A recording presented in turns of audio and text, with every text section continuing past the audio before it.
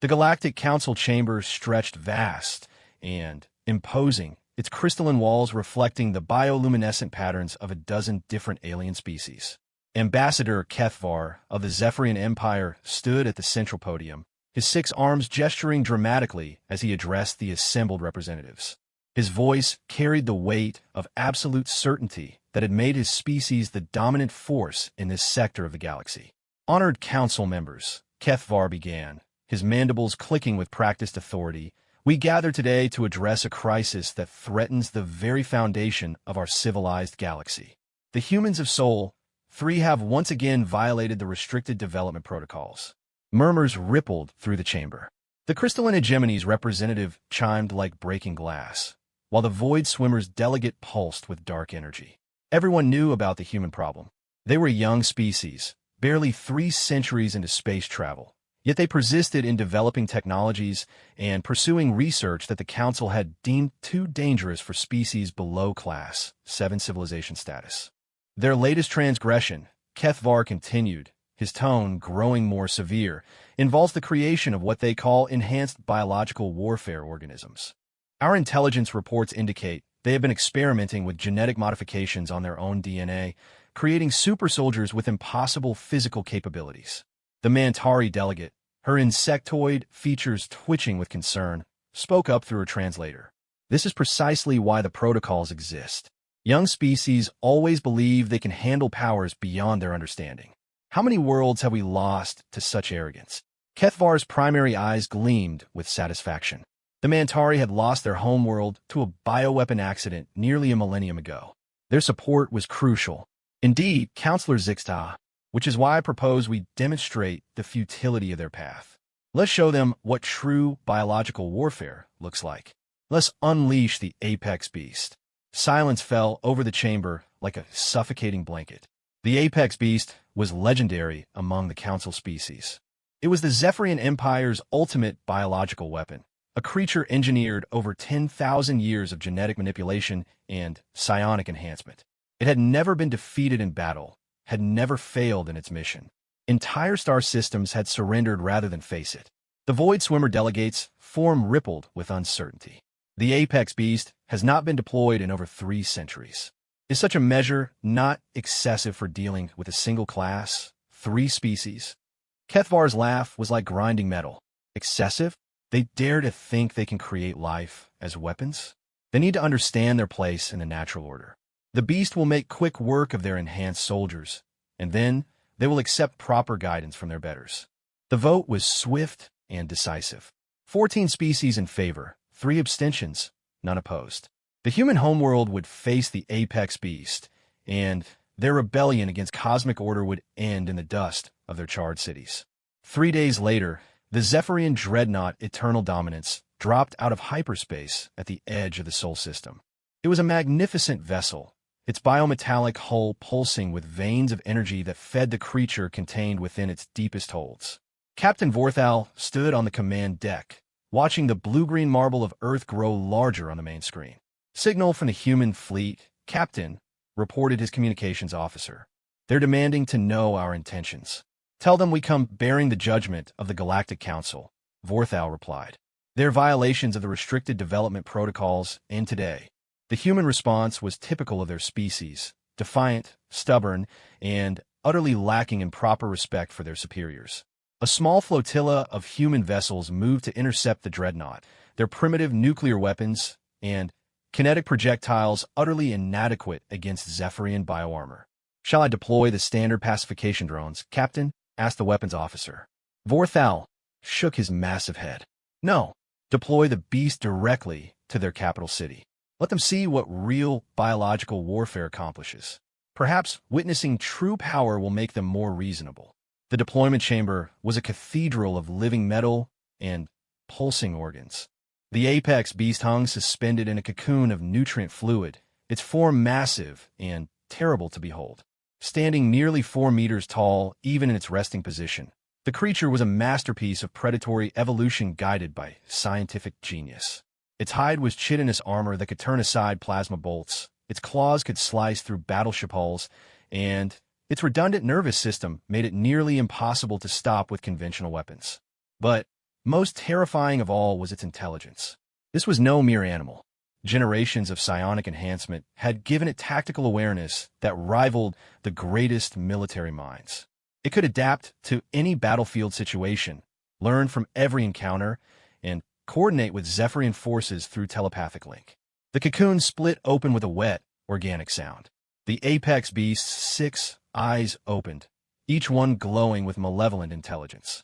It stretched its 4 arms, flexing claws that dripped with naturally produced toxins. Its tail, lined with bone spikes that could punch through tank armor, lashed behind it. "Beast," came Kethvar's voice through the psionic link, transmitted from the council chambers light years away. "You know your mission?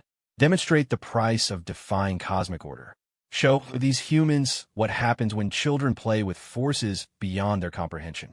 The creature's mental response was a wave of predatory satisfaction mixed with absolute obedience. It had been bred for this purpose, lived for this purpose. The anticipation of hunt and kill thrummed through every fiber of its enhanced biology. The drop pod was a thing of beauty in its efficiency. Designed to penetrate any planetary defense system, it would deliver the beast directly to the heart of human civilization. As it detached from the dreadnought and began its descent toward Earth's surface, Captain Vorthal allowed himself a moment of satisfaction. The pod's target was Washington, D.C., the political center of the human United Earth government. The plan was elegant in its simplicity. The beast would emerge in the heart of their capital, demonstrate the futility of resistance by destroying their enhanced soldiers, and force immediate surrender. The humans would see that their biological modifications were children's toys compared to true genetic mastery. On Earth's surface, emergency sirens wailed across the city. The human military had tracked the incoming pod, but their attempts to intercept it had failed. The object was protected by energy fields that deflected their missiles and absorbed their laser fire. Now it streaked through the atmosphere like a falling star, its biometallic hull glowing cherry red with heat.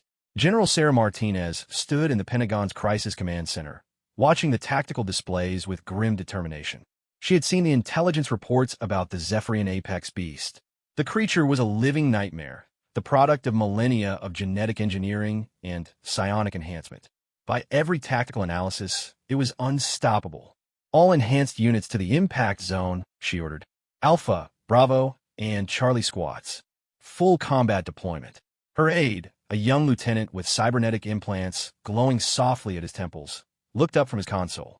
"General, with respect, our enhanced soldiers have never faced anything like this. The psychological profiles suggest the creature has intelligence rivaling our best strategists." Martinez nodded grimly. The enhanced human program had been Earth's response to the cosmic neighborhood they found themselves in. Genetic modifications, cybernetic implants, and carefully controlled evolutionary pressure had created soldiers with superhuman strength, speed, and resilience. They were humanity's answer to a universe full of creatures that had evolved on higher gravity worlds or possessed natural weapons and armor. But the apex beast was in a different category entirely. "I know the odds, Lieutenant, but we're not backing down. Alert Dr. Chen's lab. If the military response fails, she might be our only hope." The drop pod struck the National Mall with the force of a small meteorite. The Washington Monument swayed, but held, though windows shattered for blocks in every direction. Steam rose from a crater as the pod's biometallic shell began to unfold like a metallic flower. Enhanced Human Alpha Squad was already in position. Their leader, Captain James Rodriguez, watching through enhanced optical implants as the pod completed its deployment sequence. Rodriguez had volunteered for the enhancement program after the first alien contact. His skeleton had been reinforced with carbon nanotube matrices, his muscles augmented with synthetic fibers, and his nervous system upgraded with quantum processing nodes. He was faster than any baseline human had ever been, stronger than any natural Earth predator, and his tactical awareness was enhanced by AI assistants running directly in his brain. His squad was the same. 12 of humanity's most elite soldiers, each one a perfect fusion of biological evolution and technological enhancement. They would need every advantage they possessed.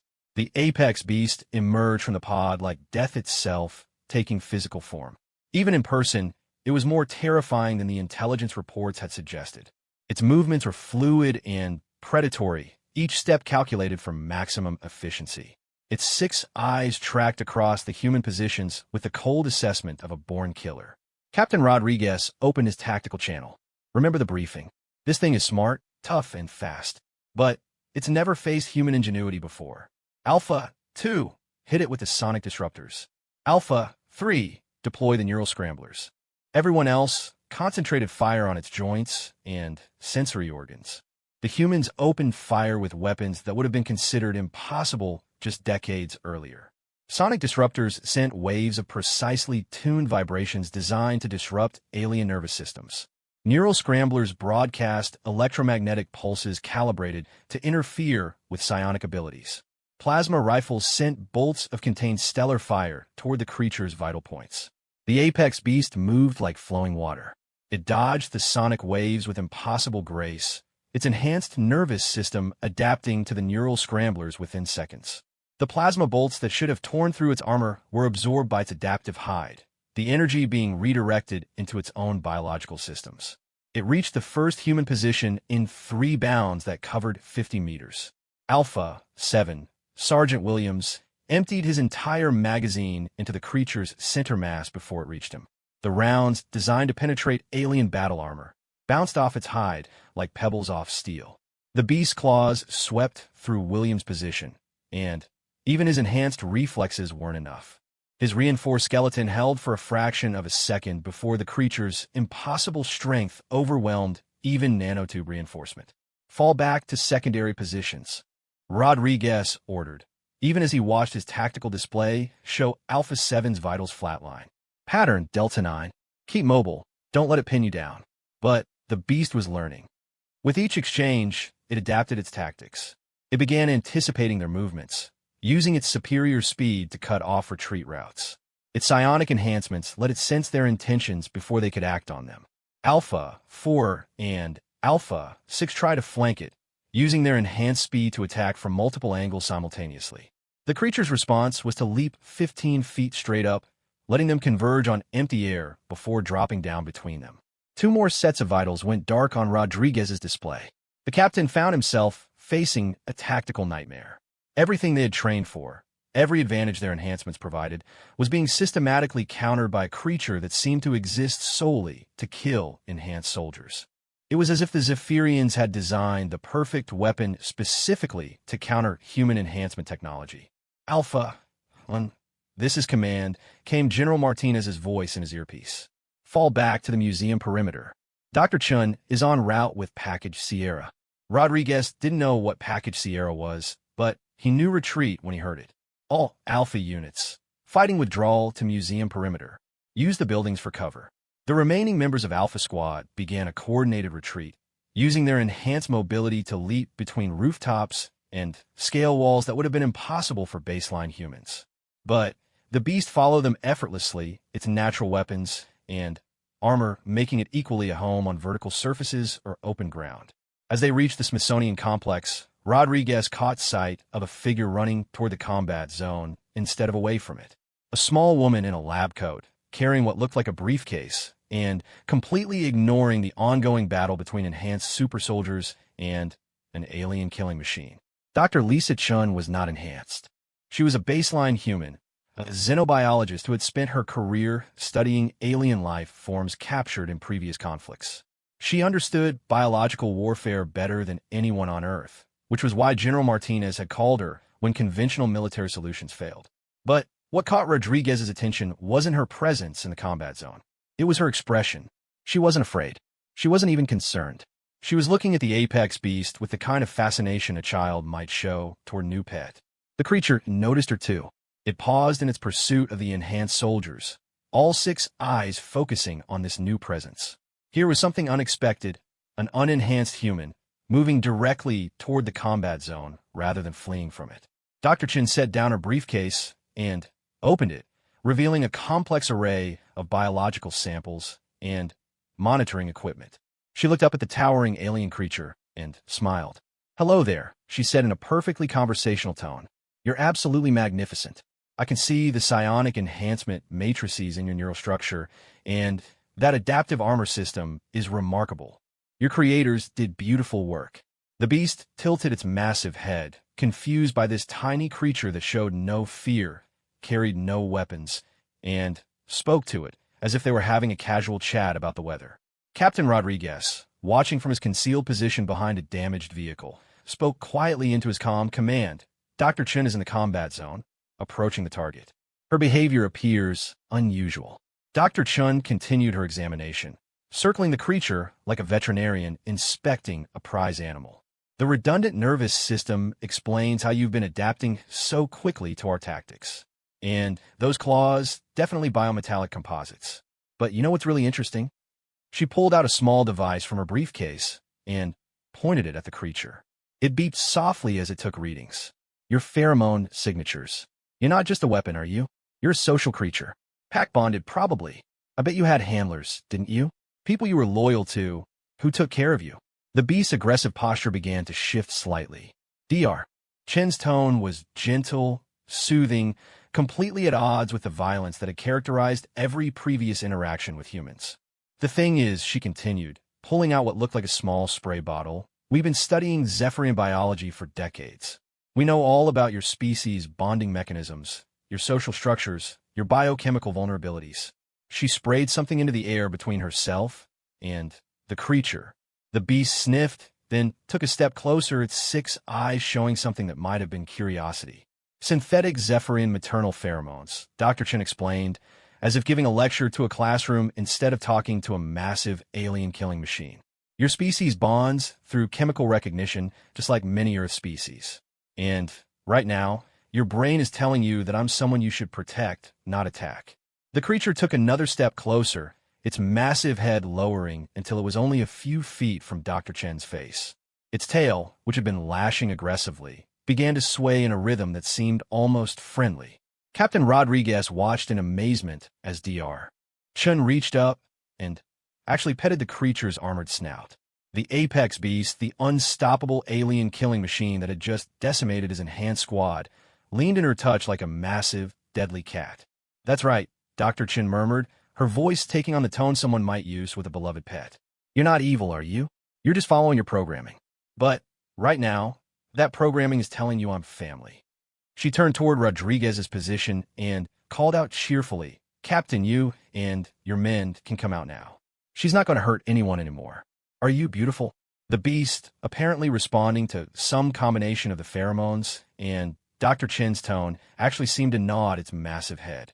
From orbit, Captain Vorthal watched his tactical displays with growing confusion and alarm. The beast's vital signs were stable. Its position was stationary, but it had stopped attacking.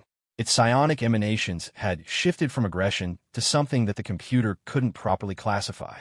Communications, establish link with the beast. I need to know why it has ceased its mission. The psionic link opened, and Vorthal was immediately flooded with sensations that made no sense. Contentment. Safety. A feeling of being home. Beast, report status. Why have you stopped attacking the human forces? The response came back as a mixture of images and emotions. The small human female. The familiar scent of home and safety. A profound sense of belonging and protection. The beast had imprinted on Dr. Chen as surely as if she had been its handler since birth. Impossible, portal vrid. Resume your mission immediately. Destroy the humans and return to the ship. But the beast's response was a surge of protective instinct. The small human was pack family now. It would protect her from all threats, including, if necessary, threats from its former masters. Back on Earth's surface, Dr. Chen was explaining the situation to General Martinez over her comm link while continuing to pet the massive alien creature. The Zephyrians bred them for absolute loyalty, she was saying, but they based that loyalty on biological recognition systems. Maternal bonding, pack hierarchy, territorial protection. All I had to do was trigger the right biochemical responses. You mean to tell me, the general's voice came through the speaker, that you just adopted their ultimate weapon? Dr. Chan looked up at the beast, which was now lying down, so she could more easily reach its head.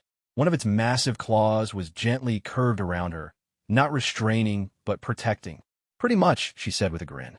Though I think it's more accurate to say she adopted me. Didn't you, sweetheart? The creature made a sound that was part purr, part subsonic rumble. It was a sound of contentment. Captain Rodriguez approached cautiously, his enhanced senses still screaming warnings about the proximity of such a dangerous predator. But the creature barely glanced at him, focused entirely on Dr. Chun. "What happens now?" he asked. Dr. Chun shrugged. "Now we have to figure out housing arrangements. She's going to need a lot of space, and her diet requirements are probably pretty complex. Plus, I suspect the Zephyrians are going to want her back." As if summoned by her words, the communication array that had been hastily set up near the impact crater crackled to life. Ambassador Kethvar's voice, transmitted from orbit, filled with barely controlled rage. "Umans, return our property immediately or face the consequences of your theft." Dr. Chin looked up at the beast, who had raised its head at the sound of its former master's voice. She could feel the creature's muscles tense, see the predatory focus return to its eyes. But this time, that focus was directed upward toward the Zephyrian ship. "Property," Dr. Chun said into the communicator. "I'm sorry, Ambassador, but I think there's been a misunderstanding. This beautiful lady isn't property anymore." She stood up and gestured to the beast, who rose to its full impressive height beside her. "She's family, and we take care of our family." The creature's roar split the air, a sound of challenge and defiance that carried clearly across the city. It was no longer the tool of the Zephyrian Empire. It had found something it valued more than obedience to distant masters. It had found home. Ambassador Kethvar stood in the command center of the Eternal Dominance, his 6 arms trembling with rage as he stared at the tactical displays. The impossible had happened. His perfect weapon, the product of 10 millennia of genetic engineering and psionic conditioning, had been turned against him by a single unenhanced human female. "Captain Vorthal," he snarled through clenched mandibles, "explain to me how a primitive class, 3 species, has corrupted our most advanced biological weapon." Captain Vorthal's chitinous hide had shifted to the mottled gray-green that indicated extreme stress among his people. "Ambassador, our xenobiologists are analyzing the psionic readings from the beast. The humans appear to have used some form of chemical manipulation to trigger false imprinting responses." "Chemical manipulation?" Kethvar's voice rose to a shriek that made the bridge crew wince. "You mean to tell me that these backward primitives understand Zephyrian biology better than we do?" The silence that followed was answer enough. On the main screen, they could see Dr. Chun sitting casually against the beast's massive flank, while human military personnel established a defensive perimeter around them. The creature's head rested protectively near the tiny human, its 6 eyes constantly scanning for threats. "Sir," the communications officer reported hesitantly, "we're receiving a transmission from the human government. They're requesting immediate withdrawal of all Zephyrian forces from their system." Kethvar's laugh was like metal scraping against stone. "They dare make demands? After stealing council property? Open a channel to their pathetic capital." The holographic display shimmered, revealing the interior of what appeared to be a hastily organized command center. General Martinez sat behind a metal desk, her expression calm but determined. Behind her, visible through large windows, was the National Mall where the beast lay contentedly beside Dr. Chun. "Ambassador Kethvar," General Martinez began, "I trust you can see that your biological weapon has been successfully neutralized. We're prepared to discuss terms for its care and feeding, but we will not be returning what you've clearly lost control of." "Lost control?" Kethvar's voice was dangerously quiet. "Human, you seem to misunderstand your position. That creature belongs to the Zephyrian Empire. Its theft is an act of war against the Galactic Council." General Martinez leaned forward. "Ambassador, with respect, I don't think you understand what's happened here. Your weapon chose to stay. We didn't capture it, coerce it, or steal it. One of our scientists simply showed it kindness, and it decided we were worth protecting instead of destroying." "Impossible." Kethvar slammed one of his primary hands against his command console. "The beast has been conditioned for absolute obedience. It cannot simply choose to disobey." "Can it?" Dr. Chin's voice came from off-camera as she entered the frame, still wearing her lab coat and looking remarkably calm for someone who had just adopted a 4-meter-tall alien killing machine. "Ambassador, your people did remarkable work creating her, but you made one critical error." She pulled up a chair and sat down across from General Martinez, facing the holographic display. "You based her loyalty programming on natural Zephyrian bonding behaviors, pack structures, maternal recognition, territorial instincts. All perfectly logical. But those same instincts mean she's capable of forming new bonds when the right triggers are present. Triggers that you artificially induced, Kethvar accused. Dr. Chen shrugged. Synthetic pheromones, yes. But the bonding response had to come from her own neurochemistry. I couldn't force her to accept me. I could only create the conditions where she might choose to. Through the windows behind them, they could all see the beast raise its massive head, apparently sensing that its new human was being threatened. Its eyes locked onto the holographic display, and it made a low, rumbling sound that clearly conveyed a warning. You see, Dr. Chun said with a fond smile. She's protective. That's not programming, Ambassador. That's genuine affection. Captain Vorthal stepped forward into the display's field of view. Dr. Chun, you don't understand what you've done. The beast isn't a pet. It's a weapon of mass destruction. Its biological systems are designed to process any organic matter as fuel. Its toxins can contaminate entire ecosystems. Its psionic abilities can drive lesser minds to madness. All of which makes her an excellent protector, Dr. Chun replied calmly. And since she's bonded to me, and I'm bonded to humanity, that makes her humanity's protector by extension. The implications hit Kethvar like a physical blow. The beast's loyalty wasn't just to Dr. Chen personally. Through her, it had adopted humanity as its pack. The weapon designed to demonstrate human vulnerability had instead become their ultimate guardian. This is unacceptable, he declared. The Galactic Council will not tolerate such manipulation of our weapons. Return the beast immediately, or we will deploy additional assets to retrieve it. General Martinez's expression hardened. Ambassador, I should point out that your additional assets would be viewed as an invasion force. And I suspect your apex beast wouldn't appreciate threats to its new family. As if to emphasize the point, the creature outside rose to its full height and let out a roar that made the building's windows rattle. The sound was picked up by the communication system, and every Zephyrian on the bridge instinctively took a step back from their consoles. Furthermore, Dr. Chen added, I've been running some calculations based on her biological readings. Did you know she's pregnant? The silence that followed was deafening. Captain Vorthal's hide went completely white. Impossible. The beast's reproductive systems were suppressed as part of the conditioning process. Were they? Dr. Chen pulled out a tablet and displayed a series of bioscans. Because I'm reading all the markers for early-stage pregnancy in her species. About 3 weeks along, I'd estimate. Kethvar stared at the readings in horror. A pregnant apex beast was beyond their worst nightmares. The offspring would inherit all of their parents' capabilities, but without the artificial conditioning that ensured loyalty to the Empire. And if they imprinted on humans at birth. How is this possible? He whispered. Dr. Chun consulted her tablet. Well, according to my research into Zephyrian biology, extreme stress followed by comfort and security can trigger reproductive cycles, even in suppressed individuals. It's an evolutionary survival mechanism. When a creature feels safe and protected for the first time in its life, its biology interprets that as ideal conditions for raising offspring. Captain Vorthal was running desperate calculations on his console. Ambassador, if the offspring imprint on humans at birth, we could be facing a generation of apex beasts loyal to Earth rather than the Empire. I'm aware of that, Captain. Kethvar's voice was deadly quiet. He turned back to the human transmission.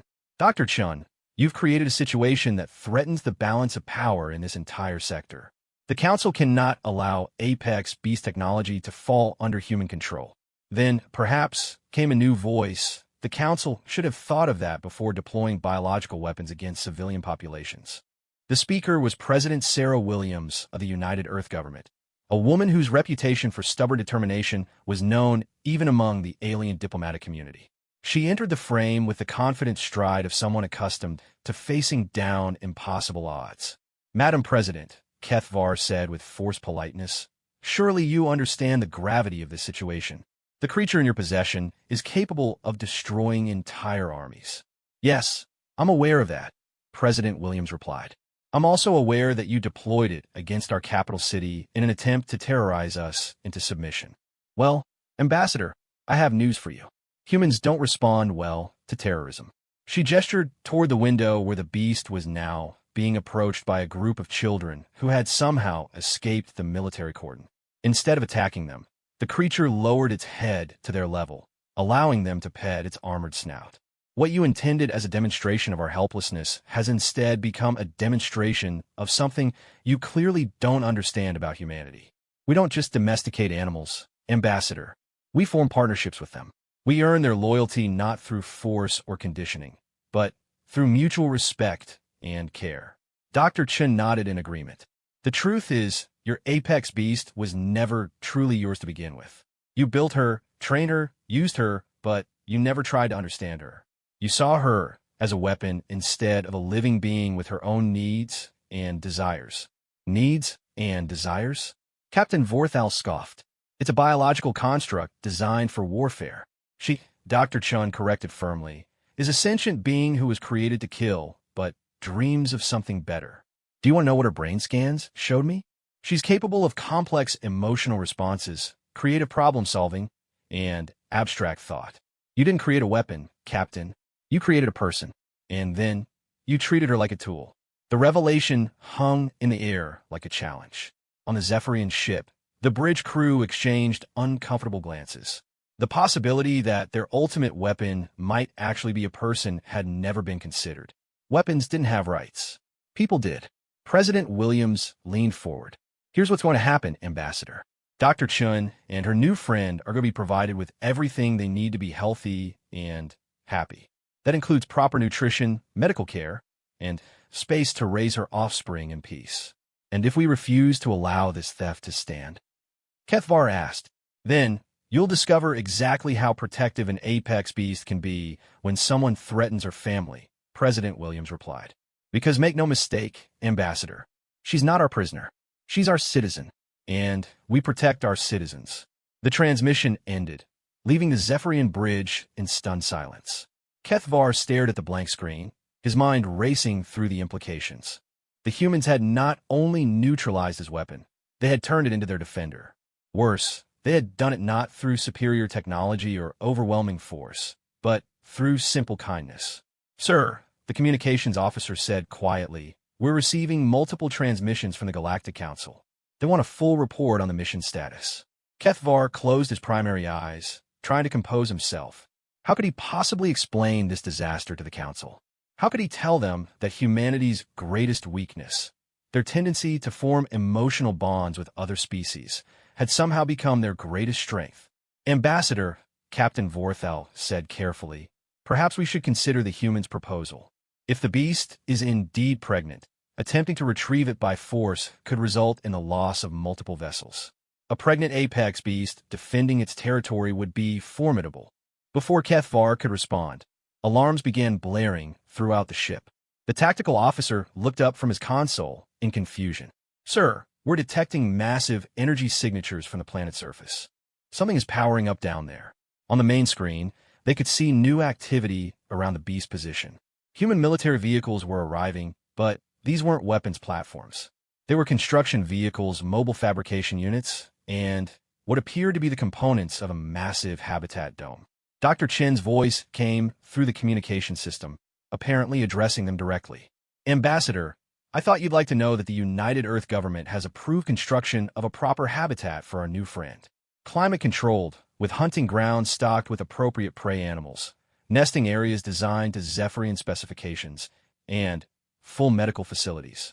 The image on screen showed the beast watching the construction with obvious interest, its massive head turning to track each new vehicle as it arrived. We're also setting up a full xenobiology research station, Dr. Chen continued. We want to understand her needs completely, make sure she and her offspring have everything they require to live healthy, fulfilling lives. Captain Vorthal stared at the display in growing amazement. They're not trying to weaponize her. They're actually building her a home. The realization struck both officers simultaneously. In all their centuries of creating and deploying biological weapons, it had never occurred to them to ask what the creatures themselves might want. They had focused entirely on making them effective killers, never considering that effectiveness might improve if the weapons were happy. Sir, the sensors officer called out, the energy readings are increasing. Whatever they're building down there, it's massive. On the surface, the habitat construction was proceeding with remarkable efficiency. Human engineers worked alongside xenobiological specialists to create something unprecedented, a living space designed entirely around the comfort and well-being of a creature they had met only hours before. The beast watched it all with obvious fascination, occasionally moving closer to inspect particular pieces of equipment. Dr. Chen stayed close to her side, explaining each new addition to their growing home. "That's going to be your medical bay," she said, pointing to a section of the emerging structure. "Full body scanners, surgical facilities, everything you might need when the little ones arrive." The creature made a soft, rumbling sound that Dr. Chen was beginning to recognize as contentment. "And over there will be the hunting preserve. We're importing prey animals from a dozen different worlds, species you're biologically designed to hunt. No more synthetic nutrients. You'll be able to hunt and eat the way nature intended." Captain Rodriguez approached cautiously, still awed by the sight of his former enemy being treated like an honored guest. "Dr. Chun, the president wants to know if there are any special requirements for the nursery areas." Dr. Chun consulted her tablet. "Actually, yes. Zephyr and Young need exposure to specific electromagnetic frequencies during development. We'll need to install resonance generators in the nesting chambers." She looked up at the beast. "Did you know that? Did anyone ever tell you about the proper way to raise your species' children?" The creature's response was a complex mixture of emotions that Dr. Chun was learning to read.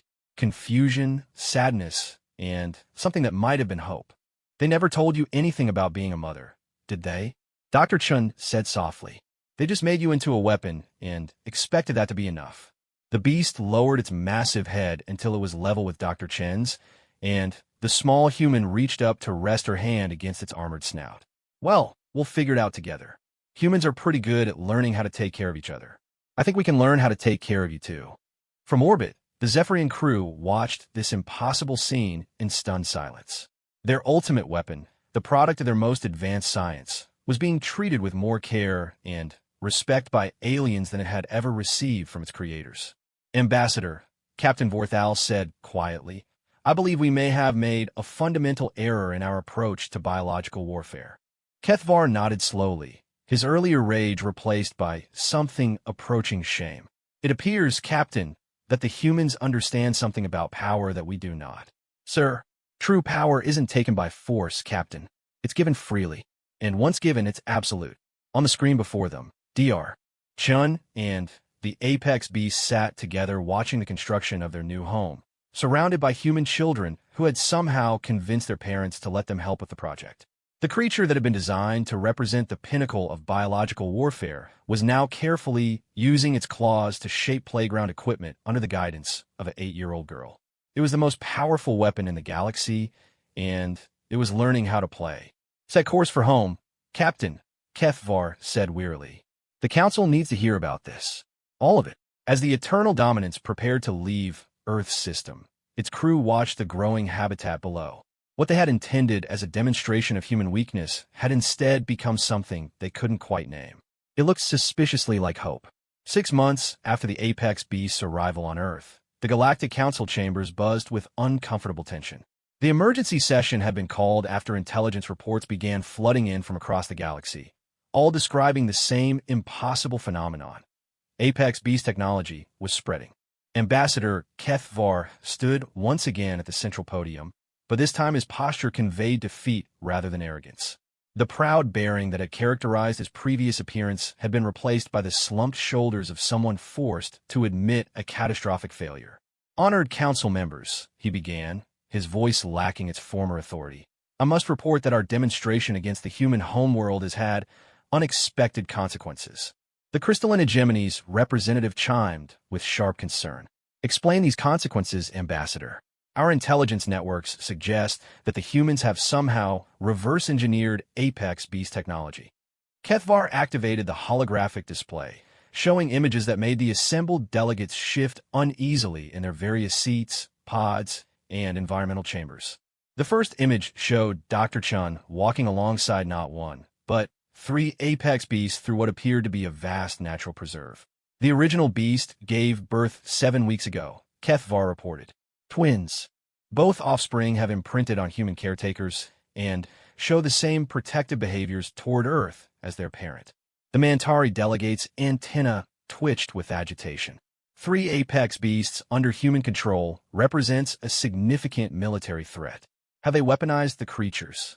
That's where the situation becomes problematic, Kethvar admitted. He changed the holographic display to show footage from human news broadcasts. The humans have made no attempt to weaponize the beasts. Instead, they appear to have integrated them into their society as what they term conservation partners.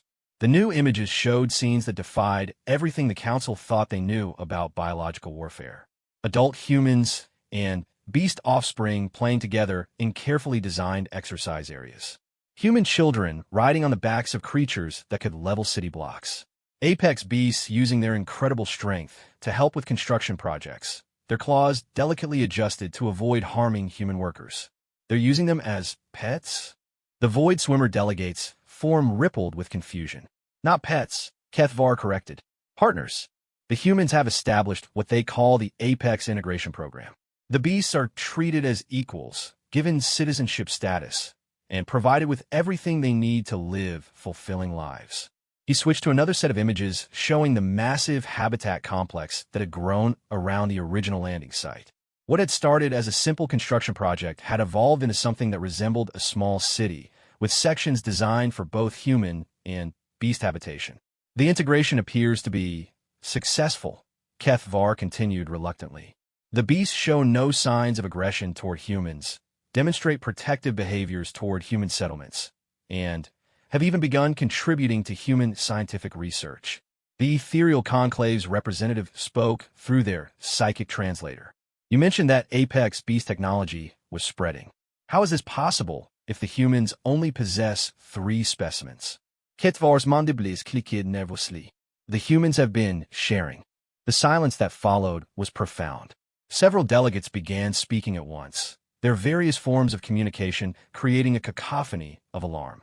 Silence, boomed the voice of High Arbiter Zethkor, the ancient being who served as the Council's final authority. Explain the sharing, Ambassador.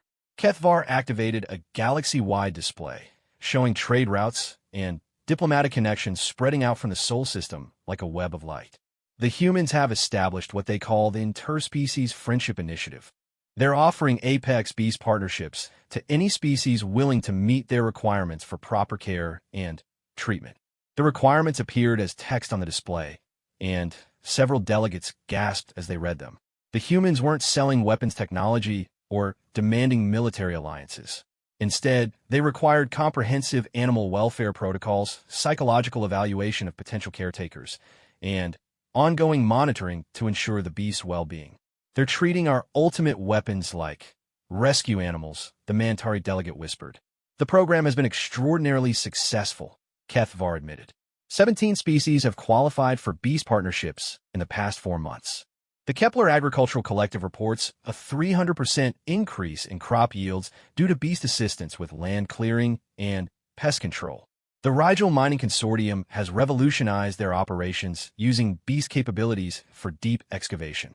High Arbiter Zethkor's ancient voice carried a note of dangerous interest. And what do these species offer in return for such valuable partnerships? Protection, Kethvar said simply. Each species with beast partners automatically falls under the Earth Protection Accord. Humans have pledged to defend any beast partner species from external threats. The implications struck the Council like a physical blow. In 6 months, humanity had transformed from an isolated class, 3 species, into the center of a rapidly growing defensive alliance. And they had done it not through military conquest or economic domination, but by offering friendship to creatures designed to be weapons. Show us the recent intelligence from the Corvin sector, High Arbiter Zethkor commanded. Kethvar reluctantly displayed the footage that had prompted this emergency session. The Corvin hegemon, a militant species known for their aggression towards smaller civilizations, had attempted to invade the peaceful Deltari system 3 weeks earlier. The Deltari were one of the first species to join the Human-Beast Partnership Program. The invasion had lasted exactly 17 minutes. The footage showed Corvin warships dropping out of hyperspace, expecting to face the Deltari's modest defensive fleet.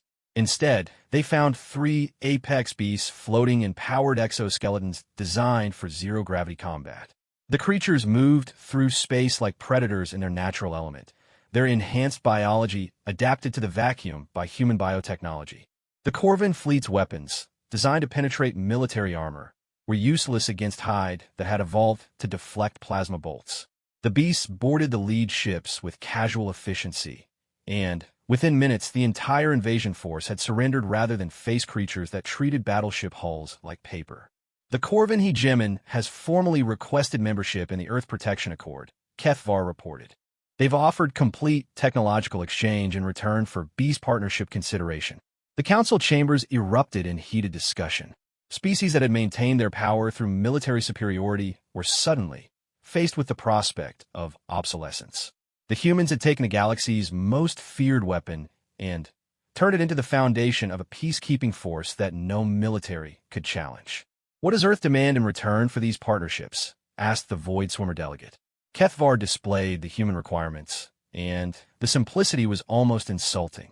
Cessation of hostilities against other partnership species, commitment to environmental protection standards, agreement to peaceful dispute resolution through arbitration, and, he paused, the establishment of conservation programs for local endangered species. They're using our ultimate weapons to enforce environmental protection. The crystalline hegemony's representatives chiming reached frequencies that hurt to hear. "It appears that way," Kethvar confirmed. The Rigel Mining Consortium's beast partner refused to assist with operations until the company implemented habitat restoration programs for displaced native species. The Kepler Agricultural Collective's partners have insisted on organic farming methods that protect local ecosystems. The ethereal conclave's representative flickered with psychic distress. "The beasts are making independent moral decisions?" "More than that," Kethvar said. "They're teaching their partners to make better moral decisions." Species that have joined the program report significant improvements in social cohesion, environmental stewardship, and interspecies cooperation. High Arbiter Zethkor was silent for a long moment, processing the implications. When he finally spoke, his voice carried millennia of weariness. "Ambassador Kethvar, it appears that your failure has accomplished something that 10,000 years of council politics could not. Sir, you have created peace. Actual, functional, self-sustaining peace. Not the fragile balance of power we've maintained through fear and manipulation, but genuine cooperation based on mutual benefit and shared values." The ancient being's next words sent shockwaves through the assembly. "The Council hereby formally recognizes the Earth Protection Accord as a legitimate governmental entity. We will begin negotiations for Council membership within the month." The protests from a more militant species were immediate and furious, but High Arbiter Zethkor's authority was absolute. The decision had been made. Meanwhile, on Earth, Dr. Chun was completely unaware of the political earthquakes she had triggered across the galaxy.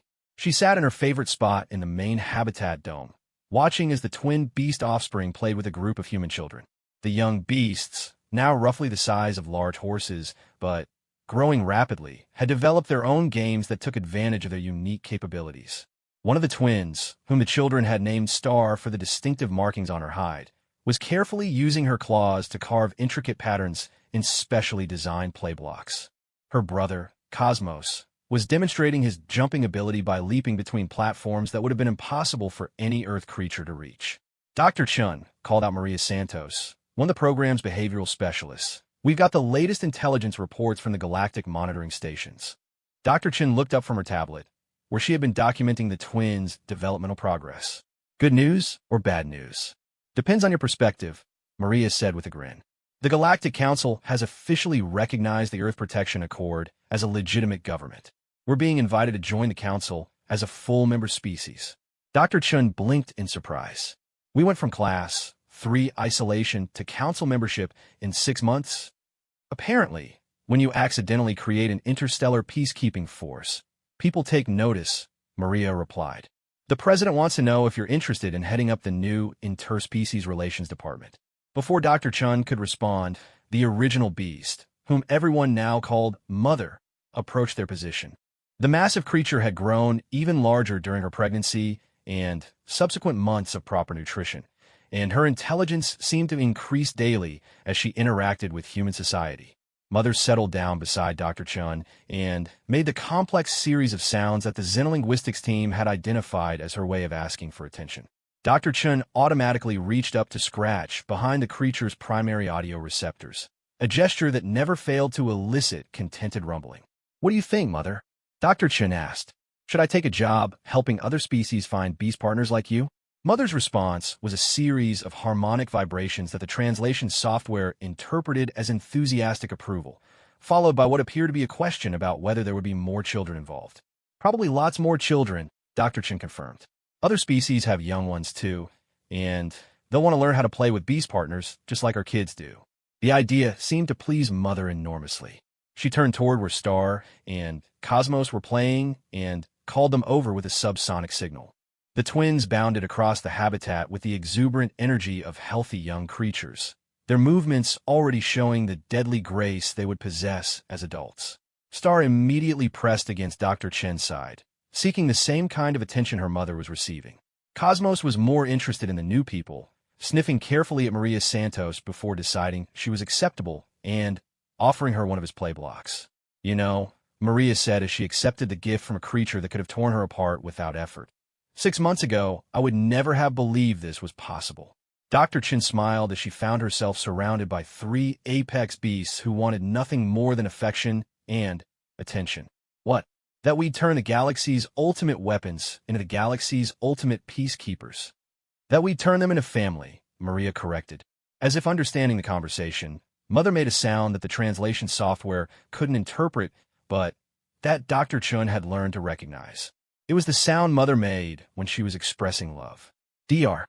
Chen looked around at the habitat that had become home to both humans and beasts, at the children playing games that couldn't exist anywhere else in the galaxy, at the peaceful coexistence that everyone had said was impossible. "I'll take the job," she said to Maria, "but only if Mother and the twins can come with me to the council meetings." Mother's enthusiastic approval nearly knocked Dr. Chen over, and both twins began the chirping sounds they made when excited. The idea of traveling to meet new species and help arrange more beast partnerships clearly appealed to them as much as it did to their human family. Across the galaxy, the Zephyrian Empire began the difficult process of reconsidering everything they thought they knew about power, loyalty, and the proper treatment of sentient beings. The creature they had created to demonstrate their superiority had instead demonstrated their profound failure to understand the nature of true strength. But on Earth, in a habitat dome filled with laughter and the contented sounds of creatures who had found their purpose, none of that mattered. What mattered was that 3 apex beasts had learned what it meant to be loved, and in return had taught an entire galaxy what it meant to choose peace over power. The revolution would be quiet, gentle, and absolutely unstoppable. 2 years had passed since Dr. Chen's first encounter with Mother, and the Galactic Council chambers had never hosted a more unusual diplomatic delegation. Dr. Chen sat at the human representatives' table, flanked by Mother and her now adult offspring, Star and Cosmos.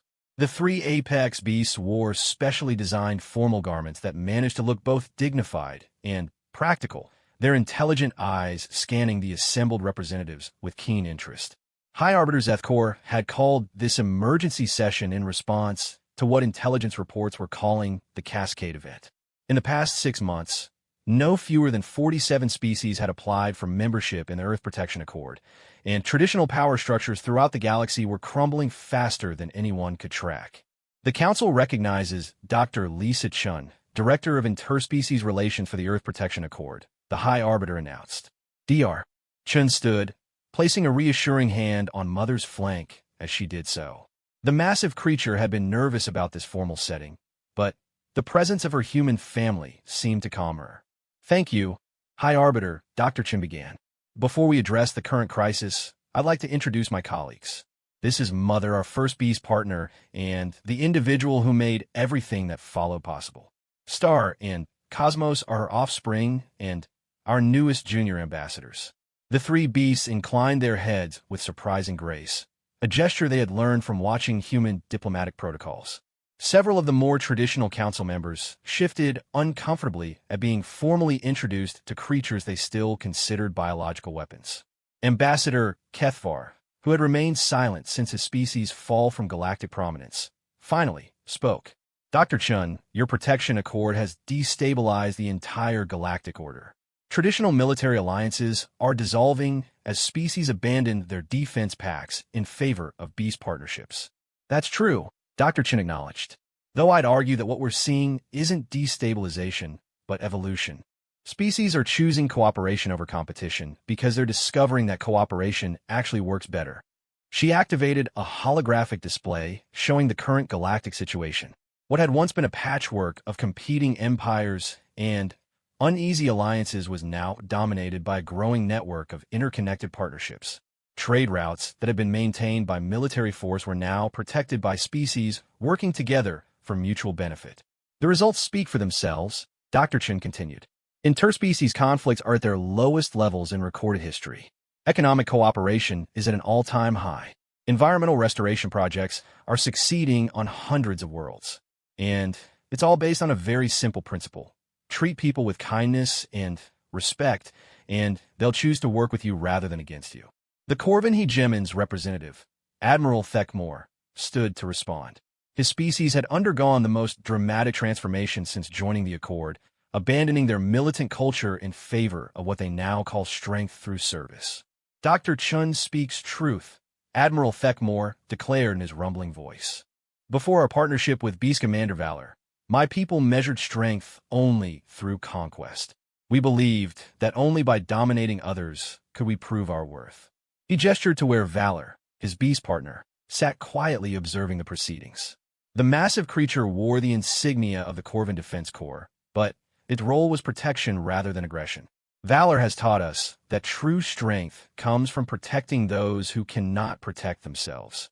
Our military forces have been restructured around this principle. We are no longer conquerors, but guardians, and we have never been stronger. Similar testimonials followed from representative after representative. The Deltari spoke of how their beast partner had helped them transform their agricultural systems, resulting in abundance that allowed them to share their surplus with less fortunate species. The Rigel Consortium described how their beast partners had revolutionized mining operations while simultaneously restoring damaged ecosystems. But it was the testimony of the ethereal conclave that truly shocked the assembly. Our species has existed for over 50,000 years, their representative transmitted through the psychic translation matrix. We have witnessed the rise and fall of countless civilizations, observed patterns that repeat across millennia of conflict and cooperation. We tell you now that what humanity has accomplished is unprecedented in our recorded history. The ancient being's psychic presence filled the chamber with images of galactic conflicts stretching back to the dawn of civilization. War, conquest, the rise and fall of empires, the endless cycle of violence that had characterized interspecies relations since the first species achieved faster-than-light travel. In all this time, no species has ever chosen to share their ultimate weapon freely with others. No civilization has ever built their strength on the foundation of trust rather than fear. Humanity has broken a cycle that we believed was fundamental to the nature of intelligent life. High Arbiter Zethkor nodded slowly. The Council acknowledges the unprecedented nature of these changes. However, we must also address the concerns of those species who feel threatened by the rapid expansion of the Earth Protection Accord. Several representatives from the outer sectors had indeed raised concerns about human influence spreading too quickly through the galaxy. They worried about cultural assimilation, economic dependence, and the possibility that humanity's apparent benevolence might mask more sinister intentions. Dr. Chun had anticipated these concerns. I understand the worry, she said. When one species suddenly gains significant influence, others naturally wonder about their true motives. So let me be completely transparent about what Earth wants from the Protection Accord. She activated another display, this one showing resource flows, technological exchanges, and economic data from Accord member species. Earth receives exactly the same benefits as every other member. Protection from external threats, participation in technological exchange programs, and access to interspecies trade networks. We don't demand tribute, we don't extract resources, and we don't impose our cultural values on others. The data was clear and verifiable. Earth's economy had indeed benefited from joining the galactic community, but no more so than any other Accord member. If anything, Earth was giving away more than it received, providing beast partnerships to species that had little to offer in return except their commitment to peaceful coexistence. But Dr. Chun interrupted the representative from the Void Swimmers. Your species maintains ultimate control over the apex beasts. They are loyal to humanity above all else. Surely this gives you enormous leverage over your allies. Before Dr. Chun could respond, Mother stood and moved to the center of the chamber.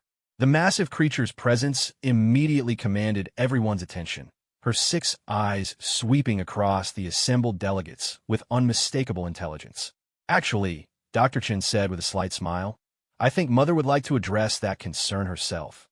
Mother began to speak, her complex vocalizations translated in real time by the chamber's linguistic systems. What emerged was not the voice of a weapon or a tool, but of a mature, thoughtful individual who had given considerable thought to her place in the galaxy. Council members, Mother's translated voice was calm and measured. You speak of loyalty as if it were ownership. This is incorrect understanding. I'm not loyal to humanity because they control me. I am loyal to them because they freed me. She gestured with one of her massive claws toward Dr. Chun. Before I met my human family, I existed only to serve others' purposes. I was told what to do, when to do it, and why it mattered. I was never asked what I wanted, what I needed, or what I might contribute if given the choice. The chamber was completely silent, hanging on every word from a creature many had never imagined could speak for herself. Humans gave me something I had never experienced: choice. They asked me what I wanted. They listened to my answers. They helped me discover that I wanted to protect life rather than destroy it. And when my children were born, they ensured that Star and Cosmos would have the same freedom to choose their own paths. Star and Cosmos moved to flank their mother, their own presence reinforcing her words. They had grown into magnificent creatures, their natural weaponry balanced by obvious intelligence and emotional maturity. We are not tools in human hands, Mother continued. We are partners in a shared vision. We have chosen to help create a galaxy where strength serves life instead of destroying it. This choice was not forced upon us. It was offered to us, and we accepted it gladly. Star spoke next, her younger voice carrying the confidence of someone who had never known anything but freedom and respect. The question you should ask is not whether humans control us, but whether you would want to be controlled if you had the choice. Every species that joins the Protection Accord offers the same thing to their beast partners: the freedom to be what they choose to be. Cosmos added his own thoughts, his voice carrying the philosophical depth that had surprised everyone who worked with the young beasts. War exists because creatures believe they must take what they need by force. Peace exists when creatures discover they can have what they need by asking for it. Humans taught us to ask for what we needed. Now we teach others the same lesson. The impact of their words rippled through the chamber. These were not weapons speaking, but individuals who had found their purpose through choice rather than compulsion. And their message was clear. The strength of the Earth Protection Accord came not from control, but from the willing cooperation of creatures who had been given the freedom to choose their own destiny. Admiral Thekmore stood again, his massive frame radiating conviction. This is what my people have learned. Valor is not my weapon. Valor is my partner. Together we are stronger than either could be alone, not because one dominates the other, but because each brings different strengths to our shared goals. Similar statements followed from other Accord members. What emerged was a picture of a fundamentally different kind of alliance, one based on mutual respect and shared values rather than military necessity or economic advantage. High Arbiter Zethkor observed this display with ancient eyes that had seen the rise and fall of countless civilizations. When the testimonials concluded, he spoke with the weight of millennia behind his words. The Council has heard testimony that challenges our fundamental assumptions about the nature of power and governance. We are faced with evidence that voluntary cooperation may be more effective than coercive control, that trust may be a stronger foundation than fear. He paused, considering his next words carefully. The rapid expansion of the Earth Protection Accord represents either the greatest opportunity for galactic peace in recorded history, or the most sophisticated form of conquest ever devised. The Council must determine which. Dr. Chin stood once more, Mother's massive head resting gently against her shoulder in a gesture of support. High Arbiter, I propose a simple test. Send Council observers to any Accord member world. Interview the beasts privately, without human supervision. Ask them directly whether they serve by choice or compulsion. The truth of our intentions should be evident in their answers. The proposal was elegant in its simplicity. If the beasts were truly free, they would say so. If they were controlled or coerced, that too would become apparent under independent observation. Furthermore, Dr. Chun continued, any species that wishes to withdraw from the accord is free to do so at any time. We will help relocate their beast partners to species that can provide proper care, or return them to Earth if that's what the beasts prefer. No one is trapped in this alliance. The offer sent murmurs through the chamber. No galactic power in recorded history had ever offered members the right to leave without consequences. High Arbiter Zeth Kor nodded slowly. The Council will consider your proposal.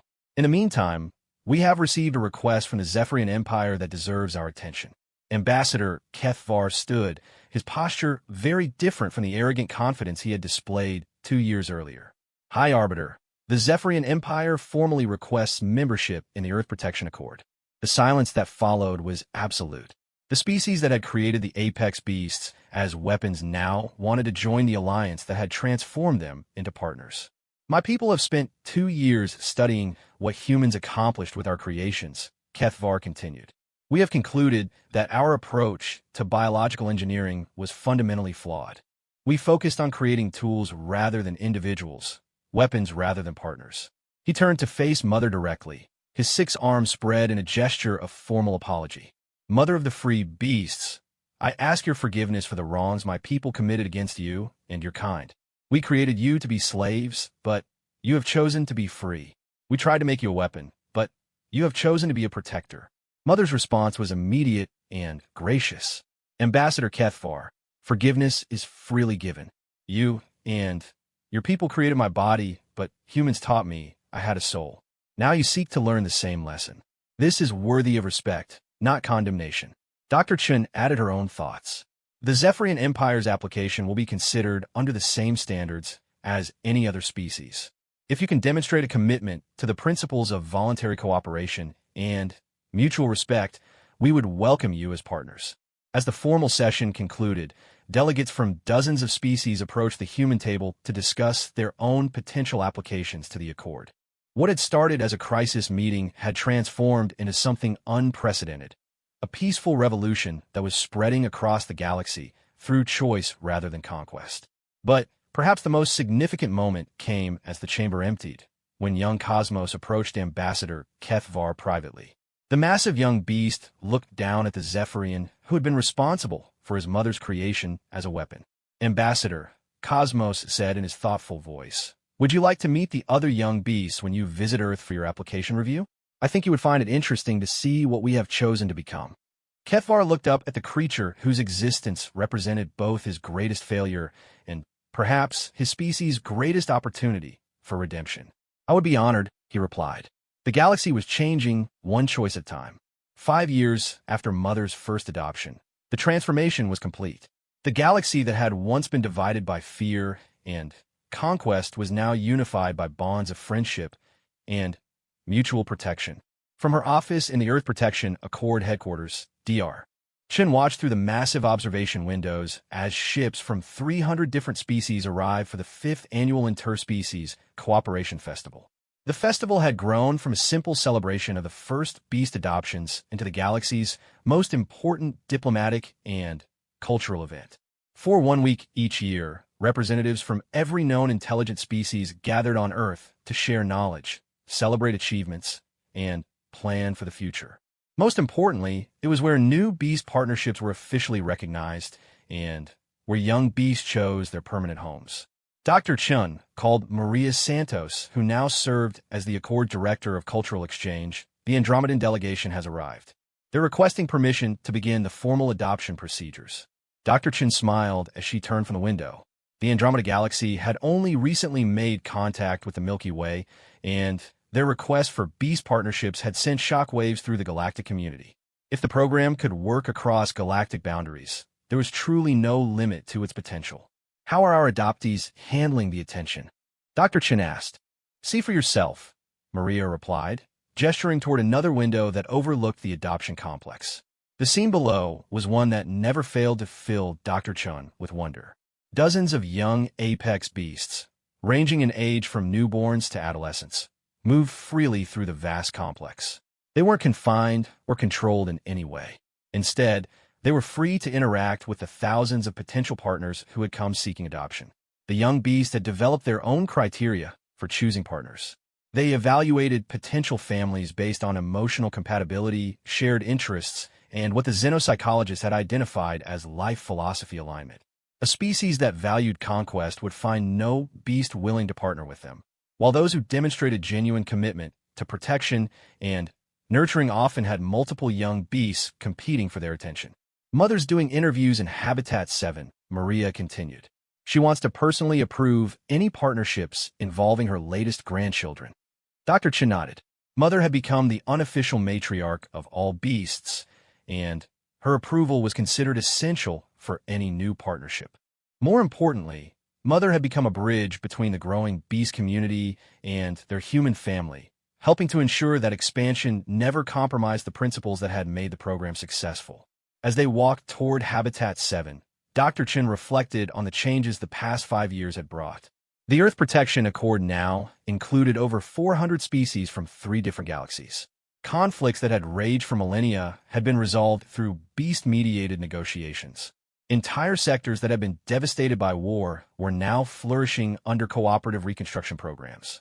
But perhaps the most significant change was in the nature of the beasts themselves.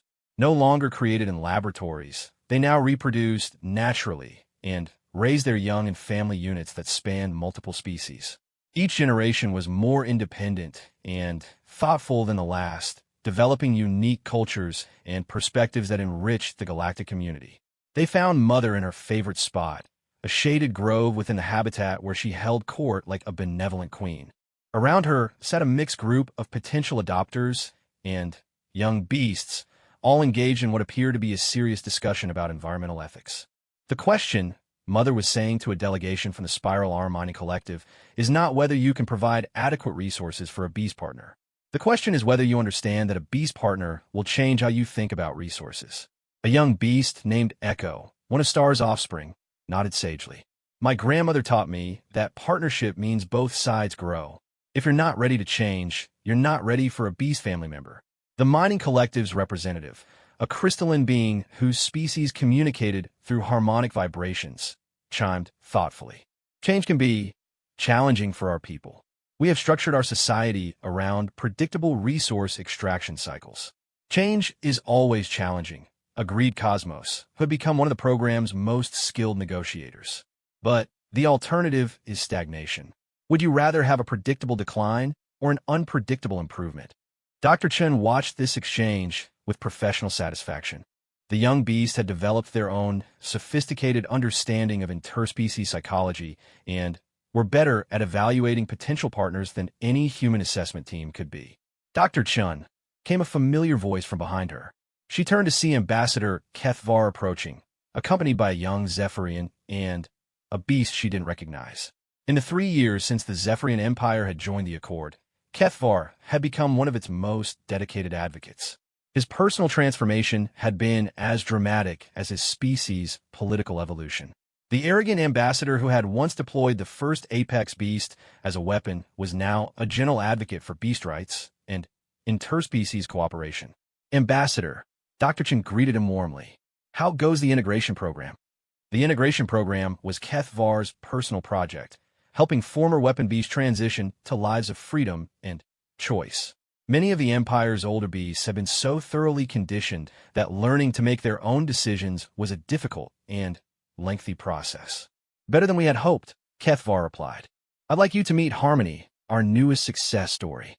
The beast beside him was older than most in the adoption complex, her hide bearing the scars of her former existence as a weapon. But her eyes held a peace that Dr. Chun had learned to recognize in beasts who had found their true purpose. Harmony chose to partner with the Zephyrian Rehabilitation Service, Kethvar explained. She helps former weapon beasts learn to trust again, to believe that they deserve to make choices about their own lives. Harmony spoke in the measured tones of someone who had found wisdom through hardship. Dr. Chun, I want to thank you personally. When I first heard about Mother's freedom, I didn't believe it was possible. I had been a weapon for so long that I had forgotten I was also a person. And now, Dr. Chun asked gently, now I help others remember who they were meant to be before the conditioning, before the violence, before they were told their only value was in their ability to destroy. Harmony's voice carried the authority of lived experience. Every beast we save is a victory over the old way of thinking. The young Zephyrian with them, who couldn't have been more than an adolescent by his species standards, stepped forward nervously. Dr. Chun, my name is Veltar. I'm studying to become a bee psychologist. Harmony is teaching me how to recognize the signs of conditioning trauma. Dr. Chun smiled at the young scientist. The Zephyrian Empire's transformation had been most evident in their young people, who had embraced the new paradigm with the enthusiasm of those who had never known the old ways of thinking. That's important work, Dr. Chun told him. How many former weapon beasts have you been able to help? 47 so far this year. Kethvar answered with obvious pride. And each one helps us understand more about the psychological damage caused by force conditioning. We're developing better rehabilitation techniques all the time. Their conversation was interrupted by a commotion from across the habitat. Dr. Chin looked up to see a crowd gathering around one of the adoption areas, with beings from a dozen different species, all talking excitedly. What's happening over there? Maria asked. They approached to find Star at the center of the excitement, her latest litter of cubs playing around her feet. But these weren't ordinary beast cubs. They were smaller than usual, with a distinctly different body structure, and their vocalizations had a musical quality that was entirely new. Star, Dr. Chin called out. What's different about these little ones? Star's response carried a note of pride mixed with wonder. They're not just beast cubs, Dr. Chun. There's something new. Dr. Yuki Tanaka, the program's chief geneticist, pushed through the crowd with a tablet full of readings. Dr. Chun, these cubs are extraordinary. They show genetic markers from 3 different species: apex beast, human, and Andromedan. It shouldn't be possible, but somehow Star's reproductive system has incorporated genetic material from her human and Andromedan partners. The implications were staggering. If beasts could naturally develop hybrid genetics from their partnership bonds, it meant that the program was creating not just political alliances, but actual biological unity among species. Is it dangerous? Dr. Chin asked. On the contrary, Dr. Tanaka replied excitedly. The cubs appear to have enhanced cognitive abilities, improved adaptive responses, and what I can only describe as intuitive understanding of multiple species communication methods. They're not just beasts anymore. There's something entirely new. One of the cubs, barely larger than a house cat, but already showing the characteristic intelligence of its lineage, approached Dr. Chin directly. When it spoke, its words were perfectly articulated despite its young age. Dr. Chun, the cub said in a voice that somehow conveyed the wisdom of ages. May I ask you something? Of course, Dr. Chun replied, kneeling down to be at the cub's eye level. Why do humans choose to free us when you could have used us as weapons? The question silenced the crowd. It was a fundamental inquiry about human nature, asked by a being whose very existence represented the future evolution of intelligent life. Dr. Chun considered her answer carefully. Because using someone as a weapon requires you to see them as a thing instead of a person. And once you start seeing people as things, you stop being able to see yourself as a person too. The cub tilted its head thoughtfully. So freeing us freed you as well. In a way, yes. We discovered that our strength didn't come from what we could force others to do, but from what we could inspire them to choose. And what did you inspire us to choose? Dr. Chun smiled at the philosophical sophistication of this tiny being. You chose to be better than what you were made to be. You chose to be who you wanted to be instead of who others expected you to be. The cub nodded solemnly, then looked around at the diverse crowd of beings surrounding them. Then, our choice is to help others make the same choice. To show them that being free is better than being controlled, even when control seems safer. The wisdom in those words, spoken by a being only days old, sent ripples of understanding through the assembled crowd. This new generation wouldn't just maintain the peace their elders had created. They would actively spread it to corners of the galaxy that hadn't yet learned that cooperation was possible. As the crowd dispersed to spread word of the remarkable cubs, Dr. Chin found herself standing with Mother, watching the sunset paint the habitat in shades of gold and amber. The massive beast had been unusually quiet during the day's events. What are you thinking about? Dr. Chin asked. Mother's response was contemplative. I'm thinking about legacy. When I was created, my purpose was to end things. Lives, civilizations, hope itself. Now, my children and grandchildren exist to begin things. Partnerships, friendships, possibilities that never existed before. She gestured with one massive claw toward the cubs, who were already being introduced to potential partners from species that had never been seen in this galaxy before. My great-grandchildren will live in a universe I never could have imagined. They'll take the bonds between species to places we haven't even dreamed of yet. And they'll do it all by choice because they were raised to understand that choice is the most powerful force in existence. Dr. Chun leaned against Mother's warm flank, feeling the contentment that radiated from the creature who had started it all. Do you ever miss the simplicity of your early life? When you didn't have to think about the future, just follow orders? Mother's laugh was like distant thunder. Dr. Chun, would you ever choose to go back to a time before you knew me? The answer was immediate and certain. Never. Then you understand. Complexity is the price of freedom, and freedom is worth any price. As night fell over the Earth Protection Accord headquarters, ships continued to arrive for the festival. Each carried representatives eager to learn about the program that had transformed the galaxy's most feared weapons into its most cherished protectors.